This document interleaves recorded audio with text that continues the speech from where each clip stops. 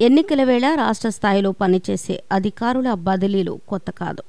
ఇదంతా రొటీన్గా జరిగేదే. ప్రత్యేకించి ఉన్నత పదవుల్లో ఉన్న పోలీసుల అధికారులను ఎన్నికల వేళ బదిలీ చేయడం చరిత్రలో కొత్తేమీ కాదు. గతంలో ప్రతిపక్షంలో ఉన్నప్పుడు చంద్రబాబు నాయుడు కూడా ఇలాంటి విషయాలను పలుసార్లు తెరమీదకు తీసుకువచ్చారు. అధికార పార్టీకి తొత్తులుగా పనిచేస్తూ ఉన్నారని కొంతమంది అధికారుల మీద బాబు తీవ్రంగా ధ్వజమెత్తారు. వారిని బదిలీ చేయాలని ఎన్నికల కమిషన్కు బాబు అప్పట్లో ఫిర్యాదు చేశారు. ఆ బదిలీలు చేసేంతవరకు కూడా బాబు పోరాడారు. అలాంటి వ్యవహారం 2009లో చోటు చేసుకుంది. ఆ ఎన్నికల వేళ ఏపీ డీజీపీగా ఉండిన ఎస్ఎస్పీ యాదవ్ను బదిలీ చేయాలని చంద్రబాబు నాయుడు గట్టిగా పట్టుబట్టారు.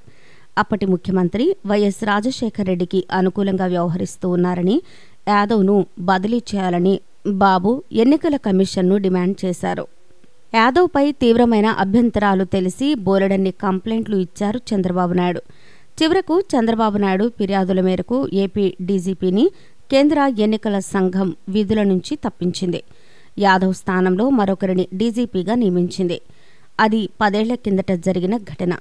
అప్పుడు చంద్రబాబు నాయుడు ప్రతిపక్షంలో ఉండి అలా డీజీపీని ఈసీ ద్వారా బదిలీ చేయించుకున్నారు.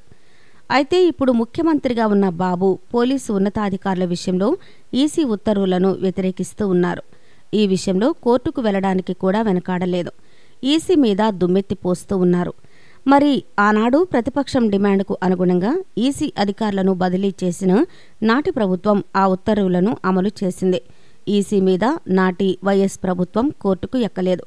అయితే చంద్రబాబు నాయుడు మాత్రం అధికారుల బదిలీల విషయంలో అత్యంత తీవ్రమైన ఆందోళన చెందుతూ ఉన్నారు. ఈసీ మీద కోర్టుకు కూడా వెళ్లారు. చంద్రబాబు నాయుడు అప్పుడు అలా ఇప్పుడు ఇలా వ్యవహరిస్తూ ఉండడం చర్చనీయాంశంగా మారింది. ఈ వీడియో కనుక మీకు నచ్చినట్లయితే లైక్ చేయండి, షేర్ చేయండి.